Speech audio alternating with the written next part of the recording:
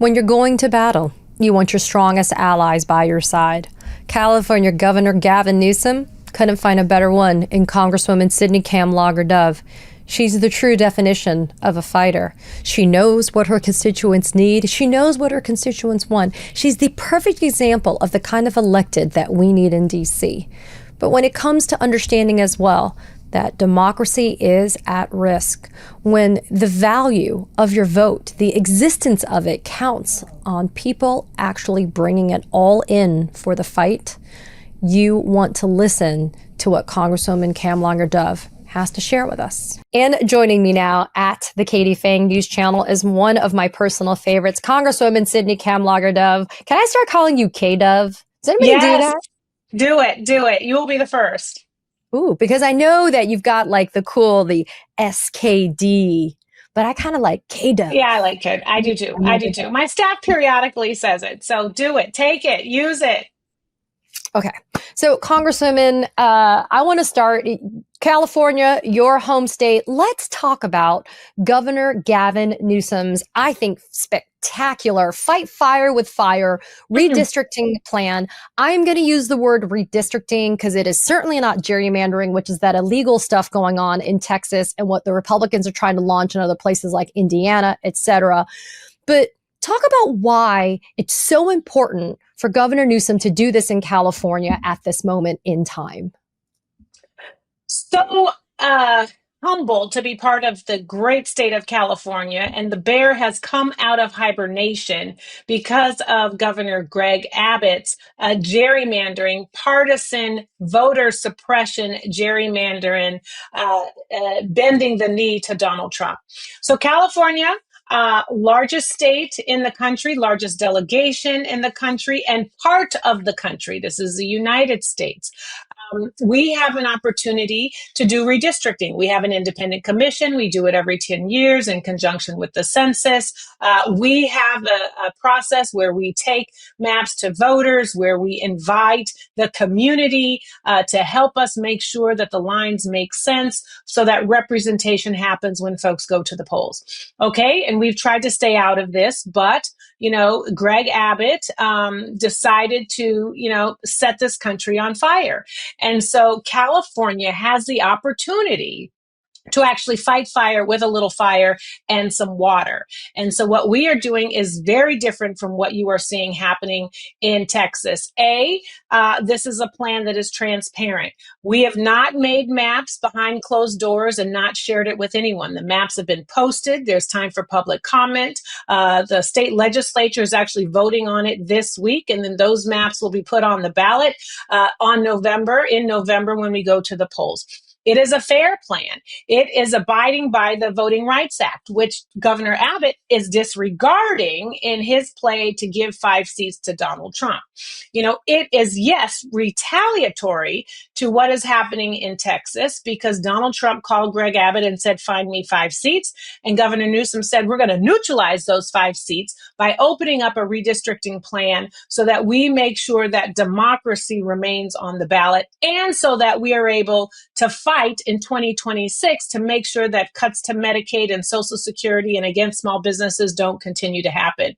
And lastly, I want to say, it's temporary. It is temporary and it is in case of emergency. If Greg Abbott were to stand down, we would stop doing this. This is not going to continue. This would be only until 2030 when we have the census again and also redistricting happen. So we are saying, if you don't do this, we won't do this. But we also acknowledge that we have the capacity and we have the numbers to do this. And I can't tell you, Katie, how many people from across the state, my mother called me, she's in Illinois. She said, thank God you and Governor Newsom are standing up to Donald Trump. I have had folks in Virginia, in Maryland, in Texas, across this state say, thank God California can do something. And it makes sense because yesterday I walked through not only Governor Newsom's plan, but I emphasized, and I feel validated that you're doing this now too, I emphasized the temporary nature of this. And I also underscored the fact that an off-ramp has been offered to Greg Abbott, really to Donald Trump, because Abbott's just a lackey who's doing what Trump tells him to do. But the off-ramp has been extended, and they're the ones that are choosing not to exercise that off ramp. And so I feel like any type of opposition, but I also covered in my video yesterday, we're hearing from Arnold Schwarzenegger, who the Republican governor at the time, he was part of the push behind the independent redistricting commissions. And I said I was expressing my disappointment that he would express any type of opposition to this plan from Newsom simply because you have to I was going to say something not nice. You have to pick a side. This is not what type of flavor of ice cream are we going to have tonight for dessert. This is about democracy. This is a rigging of elections that is happening. And so it's disappointing to see somebody who could have a stronger voice to back this plan decide to take an opposite tack. So let's be clear. They control everything. They control the White House, the Senate, and the House. They passed the $4.5 trillion tax cut for billionaires. They passed the $770 million cut to Medicaid. They passed the defunding of Department of Education, getting rid of the Small Business Administration, basically defanging FEMA. They have done all of this. They have this record. So the midterms are about running on your record.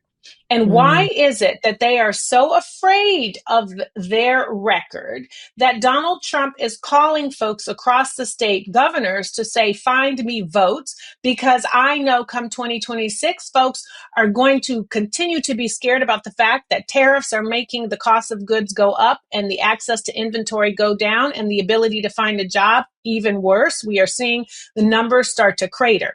So this is what is happening. He is afraid that people are waking up to his record, and the Republicans are afraid that the American people are waking up to their shenanigans, and they, too, what you just said, are trying to rig elections. And California is saying, oh, no, you didn't. You got receipts. We got receipts. We're putting them all on the table, and we are doing all we can to make the midterm elections be as fair as possible. I have a Republican colleague who all of a sudden is like, oh, no. Let's not do any of this. Independent redistricting, independent commission. And Zoe Lofgren, a colleague of mine in California, had a bill that every Democrat voted on that said, let's do national independent commissions. And every Republican voted against. So now all of a sudden, you've seen the light? I don't think so. They are so disingenuous and they are so cowardice. And now they can't believe that California is standing up and saying, oh no, boo-boo, we're coming for you. Yeah. And what's so important too is in California, Newsom's plan still leaves it up to the voters. Yes. Unlike what Texas is trying to do by way of them hijacking this redistricting and this gerrymandering scheme. California still leaves it. If the voters don't want the constitutional amendment, it ain't going to happen. And instead of just forcing this issue, Newsom and the Democrats are saying, look, we're giving you a choice, and it's always been the matter of your choice, right? Your voice gives you this vote. And so it is not an apples to apples comparison. And that's why I want to underscore my disappointment that Schwarzenegger and even Charles Munger, who apparently has a horrific donation record, by the way, but Charles Munger Jr., who's somebody else that I talked about in my video. But here's the thing. These are not an apples to apples comparison, which is another false fake news narrative that comes from the Republicans. You cannot look at Texas and say that California is the same thing, because they are inopposite, and they are certainly not the same thing, because California still empowers its voters to decide what their fate is going to be. That's right. Our plan, fair, transparent, temporary, and democratic. So you need a 2/3 majority in the Senate and on the Assembly side. So that's going to be happening this week. Yes, then the governor is going to sign it. And then we only have less than 80 days to educate the voters, many of whom are still in their feelings about the election and truthfully exhausted by what Donald Trump and Republicans have been doing for 7 months. But those maps go on the ballot in November for voters to ultimately make the decision. And you know this. We had a press conference at the Center for Democracy with the Japanese American National Museum. That's where we kicked this off. And why that is so important is because we were on the land where Japanese American families met when the United States was planning to forcibly remove and incarcerate 125,000 Japanese Americans, citizens, just like we're seeing this president do with ICE and members of our immigrant community. So we are standing, California is standing, front and center, embracing our immigrant community of all colors and standing up for their rights to choose, to vote, and to have a say. It is temporary, it is fair, it is transparent, it is democratic, and it is about making sure that our people know that they are safe and that some state is fighting for them. I'm so grateful you brought up that pathetic show of force with Trump sending in those federal law enforcement agents to Little Tokyo. It is no coincidence that they chose to do it during that Newsom press conference that y'all were at. And to do it at that location in Little Tokyo, at that Japanese American National Museum, as you noted, which is to commemorate one of the biggest atrocities and stains on American history, the forcible internment of Japanese Americans, not because they had done anything wrong, but simply because of who they were. Mm-hmm. That is such a pathetic, disgusting show of force. And I think it was an attempt to intimidate. And I think what Trump has miscalculated is how much we do care when it's all the communities of color that are being targeted by this administration through these incredibly draconian policies, that we are banding together to speak up and to speak out, because it's not going to work. California is a unique place. I live a blue dot in a red state, but we're also not taking it here in Florida. Absolutely. California is the fourth largest economy in the world, and we are the largest immigrant population, our state. And so to deploy ICE at the very moment we were starting our press conference at the Center for Democracy, at the Japanese American National Museum in Little Tokyo, surrounded by Democrats, by union leaders who had been arrested by ICE before, by the immigrant community, by veterans, was, really beyond the pale. And it shows the weakness of this president and his administration, A. And B, we got a lot more press because of it. But they actually had the nerve to stand out there right when we got started. There was no coincidence, because we had told people this press conference was going to be happening. So they had advance notice, and they could have stood down, but they wanted to show their behinds and act up and actually give credence to why we are doing what we're doing. And, part of what is happening, obviously, is Newsom reacting to what is happening in Texas. That's kind of the original sin location, as I am calling it. Right now, as you and I are talking, they are going to be voting on that illegal gerrymandered proposed congressional maps in the Texas House after several Texas Democrats broke quorum. Mm-hmm. And I am keen on saying, Congresswoman, they didn't flee Texas. They broke quorum, and doing their jobs representing their constituents, they left to ensure that they continue to represent their constituents, because Texas was trying to do this through their Republicans, this illegal scheme.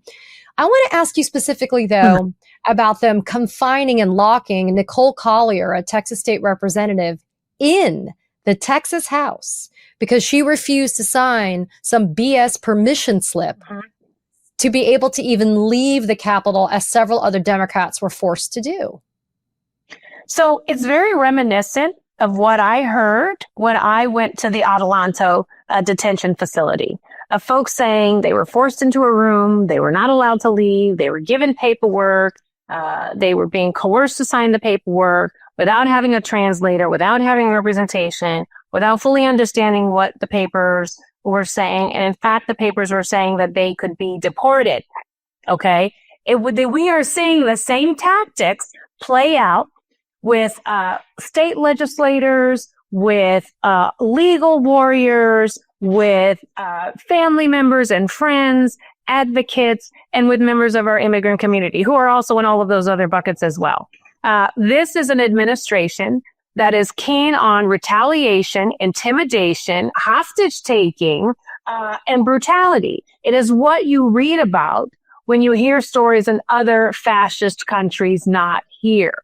And so she was being treated just like the folks in the detention centers are being treated. And she's the one who's saying, you know what, I was duly elected okay, democratically by folks in my district, in my state, and I am speaking up for them. So why are you trying to silence me because I'm speaking up for my constituents? Why are you trying to silence my constituents? And only cowards are afraid of dissent, okay? You know, a real president would stand up and defend actions and explain actions, not try to bully people and silence them, arrest them, deport them, erase them.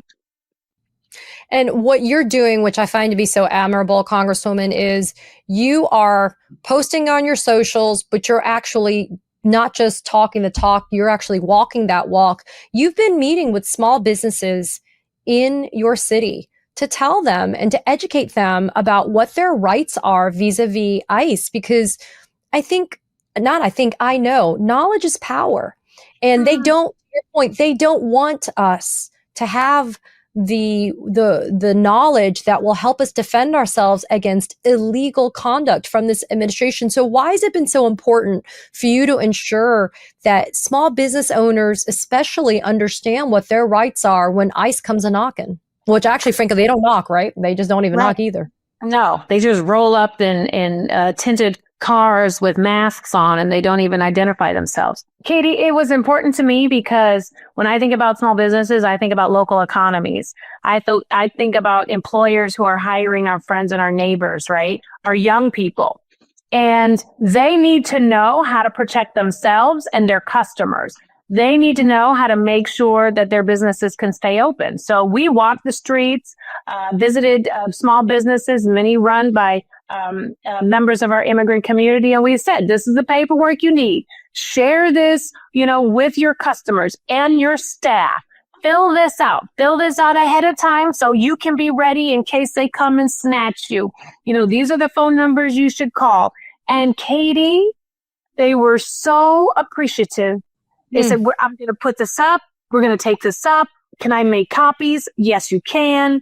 I was talking to folks who said we used to see 200, 300 folks come in. Now we see 25. So that means that somebody's kid is not going to be able to keep their job, at that pet groomer. That means that pregnant mothers are afraid to go to the WIC office to get their information and resources and get their baby formula. Okay. That means that the folks that are cleaning your streets, when they stop to get their favorite burrito, that place is not going to be open. All of these small businesses play a role in how our communities run and how our taxes are able to get collected. And that is what is at risk. So we walk the streets, and we're going to be doing it again because so many people were thankful, appreciative, and wanted more of that information. Oh, I have one thing to say, which is heck yeah. I mean, this is the kind, my criticisms, of course, are reserved for a select few, for our electeds in DC. But I have to tell you that, I've been bemoaning the lack of that kind of energy or dynamic that is gone sometimes when you have maybe a local councilwoman or, a local representative, and that kind of day-to-day synergy, and how sometimes that seems to be lost in translation when that person goes and moves on to a higher level. So to hear you say that this is what we're fostering and nurturing and helping and empowering, that's the way it really should be with our electeds in DC when it comes to constituents and when it comes to the people that are supposed to be represented so far away perhaps from where they are. I mean, for you, it's people in California on the other side of the country from where you're doing your job in DC. Yeah. Well, Katie, so many of our small businesses have suffered because we're still dealing with the recovery from the fires. Okay. So folks have lost businesses. They've lost employees. They've lost inventory. They're trying to rebuild. And now you got this teeny weeny president coming here with ICE, ravaging economies again. And I'm like, enough is enough, boo. So we do have to walk the streets. We have to let constituents know who don't always know who their congressperson is. We are here for you. I am in Washington, D.C., but I am also in L.A. We're going to give you resources. We're going to give you numbers, 911 numbers, our 911 numbers to call. We're going to make sure we're advocating for you if you get snatched. And we're going to continue to fight to bring dollars back into your community. Because remember, this is the same president that is trying to defund the Small Business Administration. So he's not looking out for the local bookstore, the local pet groomer, the tiny farmer's market, the person who sells the candles that you like, maybe even where you get your little weed. I don't know. He's not looking out for any of them. But we have to, because they hire our people, right? Our friends, our family members, our students, our seniors, and we have to help make sure that these economies continue. And thus concludes the sermon at the Church of Sydney Kamlager-Dove. Don't forget to leave an offering as the plate goes by. Congresswoman Sydney Kamlager-Dove. With Deacon Katie Phang, of course. K-Dove, where's your Superwoman cape? I know those of us want to see that from you. It is truly always a privilege. You are incredibly generous with your time.